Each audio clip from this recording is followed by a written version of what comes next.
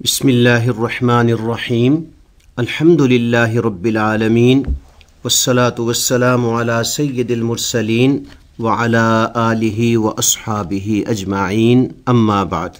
حضرت عبداللہ بن مسعود رضی اللہ عنہ سے روایت ہے کہ رسول اللہ صلی اللہ علیہ وآلہ وسلم نے ارشاد فرمایا، دو شخصوں کے علاوہ کسی اور پر رشک کرنا جائز نہیں ہے۔ ایک وہ شخص جسے اللہ تعالیٰ نے مال و دولت سے نوازا ہو اور وہ اسے راہ حق میں بے دریغ خرچ کر رہا ہو، اور دوسرا وہ شخص جسے اللہ تعالیٰ نے حکمت سے نوازا ہو اور وہ اس کے مطابق امور زندگی کو نمٹائے اور دوسروں کو اس کی تعلیم دے۔ حدیث مبارکہ صلی اللہ علیہ وسلم میں مومن کی چند صفات کا ذکر ہے۔ علم و حکمت اور مال و دولت اللہ تعالیٰ کے انعام ہیں، جسے چاہتا ہے عطا کرتا ہے۔ کچھ لوگ علم کے ذریعے دولت جمع کرنے کی کوشش کرتے ہیں یا دنیاوی جاہ و حشمت کا ذریعہ بناتے ہیں۔ رسول اللہ صلی اللہ علیہ وآلہ وسلم نے اس حدیث مبارکہ میں وضاحت فرمائی کہ وہ شخص قابل رشک ہیں جو اپنے علم اور مال کو عوام الناس کی بھلائی کے لیے خرچ کرتے ہیں۔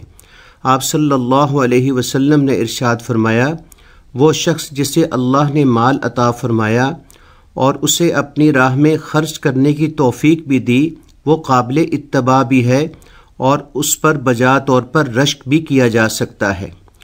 رشک اس کیفیت کا نام ہے جس میں کسی کے کام کو بنظر تحسین دیکھا جائے اور دعا کی جائے کہ اے اللہ، جو تو نے میرے اس بھائی کو دیا ہے اسے مزید عطا فرما اور مجھے بھی یہی کچھ دے دے، جبکہ حسد میں یہ کیفیت نہیں ہوتی۔ حسد کی آگ میں جلنے والے سوچتے ہیں اسے کیوں مل گیا، اس سے چھن کر مجھے ملنا چاہیے۔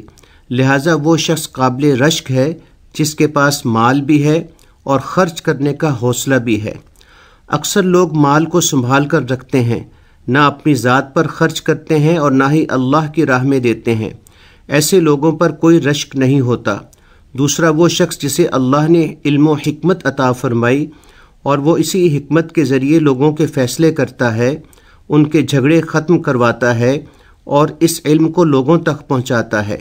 علم کا ہونا عمل صالح کا سبب بنتا ہے۔ اگر کوئی انسان علم رکھنے کے باوجود نیک اعمال سے غافل ہے تو اس کا علم اسے کچھ فائدہ نہیں دے سکتا۔ لہٰذا جو علم اللہ تعالیٰ نے دیا ہے اسے آگے پہنچایا جائے، وہ دین کا علم ہو یا دنیاوی، علم طب ہو یا علم جغرافیہ۔ تمام علوم اسی وقت فائدہ دیتے ہیں جب ان پر عمل کیا جائے اور ان کو آگے منتقل کیا جائے۔ ایسے لوگ ہی سعادت مند ہیں جو اپنے علم اور اپنے مال سے اللہ کی مخلوق کو فائدہ پہنچاتے ہیں، وہی لوگ قابل رشک ہیں۔ زمانہ انہی لوگوں کو یاد رکھتا ہے جو مخلوق کی بھلائی کرتے ہیں، جو مال اور علم کو اپنی ذاتی عشائش کا ذریعہ سمجھتے ہیں۔ زمانہ انہیں بھلا دیتا ہے۔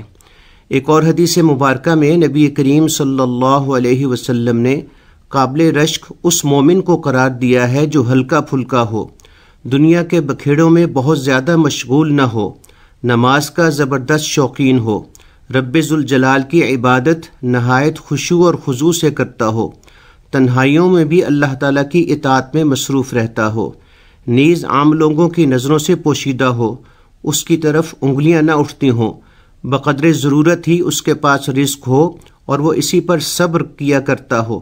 پھر آپ صلی اللہ علیہ وسلم نے چٹکی بجاتے ہوئے ارشاد فرمایا کہ موت ایسے شخص کو جلدی اپنے آغوش میں لے لیتی ہے، اس پر رونے والے کم ہی ہوتے ہیں اور وہ تھوڑا بہت ترکہ چھوڑ کر جاتا ہے۔ حدیث مبارکہ صلی اللہ علیہ وسلم میں قابل رشک اس مومن کو قرار دیا گیا جس کی پہلی صفت یہ ہے کہ وہ خفیف الحاظ یعنی ہلکا پھلکا ہو۔ مراد یہ ہے کہ مال و دولت کے اعتبار سے بھی ہلکا ہو، اس پر کنبہ اور اولاد کا بھی زیادہ بوجھ نہ ہو۔ لہٰذا ہلکا پھلکا ہونے سے مراد یہ ہوا کہ دنیاوی مشکلات اور مصروفیات جو کہ مال و اولاد سے متعلق ہیں، ان کا بوجھ اس شخص پر زیادہ نہ ہو۔ قابل رشک بندے کی ایک صفت یہ بھی بیان فرمائی گئی کہ نماز کی عبادت سے بھی خوب اس کو حصہ ملا ہو، یعنی نماز میں اللہ کے ذکر میں مصروفیت زیادہ ہو، مزید یہ کہ وہ اللہ کی عبادت و اطاعت چھپا کر کرتا ہو۔ بلا شبہ اللہ کے ایسے نیک بندوں کی بڑی قابل رشک زندگی ہے. اگر ایسے برگزیدہ بندے مل جائیں تو ہمیں ان کے پاس آنا جانا چاہیے، ان کی صحبت اختیار کرنی چاہیے. اس لیے کہ حضرت ابو ہریرہ رضی اللہ عنہ سے روایت ہے کہ رسول اللہ صلی اللہ علیہ وآلہ وسلم نے ارشاد فرمایا کہ جب تم کسی بندے کو اس حال میں دیکھو کہ اسے دنیا کے بارے میں زہد عطا کیا گیا ہے اور وہ لغو اور فضول باتوں سے محفوظ ہے تو تم اس کے قریب رہا کرو، کیونکہ جس بندے کا یہ حال ہوتا ہے تو اسے اللہ تعالیٰ کی طرف سے حکمت عطا ہوتی ہے. حکمت القاء ہونے کا مطلب یہ ہے کہ وہ حقیقتوں کو صحیح طور پر سمجھتا ہے اور اس کی زبان سے وہی باتیں نکلتی ہیں جو صحیح اور فائدہ مند ہوتی ہیں اور دانائی سے بھرپور ہوتی ہیں. رشک حسد سے بچاتا ہے. یہ ایک فطری بات ہے کہ انسان جب کسی کے پاس کوئی نعمت دیکھتا ہے تو اس کے دل میں بھی اس کے حصول کی خواہش پیدا ہوتی ہے. اگر انسان دوسروں کو ملنے والی نعمتوں پر رشک نہیں کرے گا تو ممکن ہے کہ وہ حسد میں مبتلا ہو جائے، اور حسد بہت بڑا گناہ ہے. رشک حسد سے بچنے کا بہترین طریقہ ہے. حضرت سیدنا فضیل بن عیاض رحمۃ اللہ علیہ فرماتے ہیں رشک ایمان سے ہے اور حسد نفاق سے. مومن رشک کرتا ہے، حسد نہیں کرتا، اور منافق حسد کرتا ہے، رشک نہیں کرتا. زمانہ انہی لوگوں کو یاد رکھتا ہے جو مخلوق کی بھلائی کرتے ہیں، جو مال اور علم کو اپنی ذاتی آشائش سمجھتے ہیں. زمانہ انہیں بھلا دیتا ہے. اللہ تعالی ہمیں اس حدیث مبارکہ صلی اللہ علیہ وسلم کی روشنی میں علم اور مال سے صحیح فائدہ اٹھانے کی توفیق عطا فرمائے.